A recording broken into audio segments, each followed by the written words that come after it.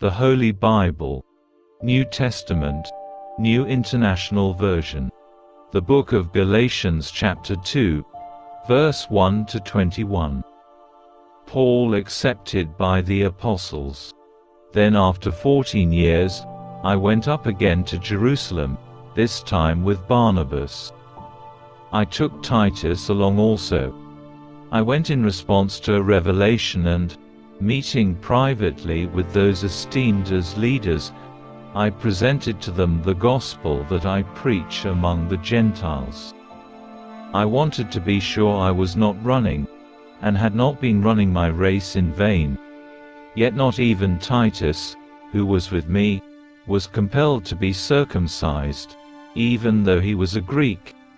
This matter arose because some false believers had infiltrated our ranks, to spy on the freedom we have in Christ Jesus, and to make us slaves. We did not give in to them for a moment, so that the truth of the gospel might be preserved for you. As for those who were held in high esteem, whatever they were makes no difference to me. God does not show favoritism. They added nothing to my message.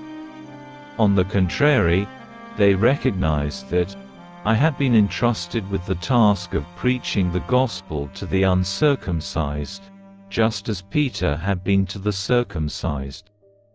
For God, who was at work in Peter as an apostle to the circumcised, was also at work in me as an apostle to the Gentiles. James, Cephas, and John, those esteemed as pillars, gave me and Barnabas the right hand of fellowship when they recognized the grace given to me. They agreed that we should go to the Gentiles, and they to the circumcised. All they asked was that we should continue to remember the poor, the very thing I had been eager to do all along. Paul opposes Cephas. When Cephas came to Antioch, I opposed him to his face, because he stood condemned. For before certain men came from James, he used to eat with the Gentiles. But when they arrived, he began to draw back, and separate himself from the Gentiles, because he was afraid of those who belonged to the circumcision group. The other Jews joined him in his hypocrisy, so that by their hypocrisy, even Barnabas was led astray. When I saw that they were not acting in line with the truth of the gospel, I said to Cephas in front of them all, "You are a Jew, yet you live like a Gentile and not like a Jew. How is it, then, that you force Gentiles to follow Jewish customs? We who are Jews by birth, and not sinful Gentiles, know that a person is not justified by the works of the law, but by faith in Jesus Christ. So we, too, have put our faith in Christ Jesus, that we may be justified by faith in Christ, and not by the works of the law, because by the works of the law no one will be justified. But if, in seeking to be justified in Christ, we Jews find ourselves also among the sinners, doesn't that mean that Christ promotes sin?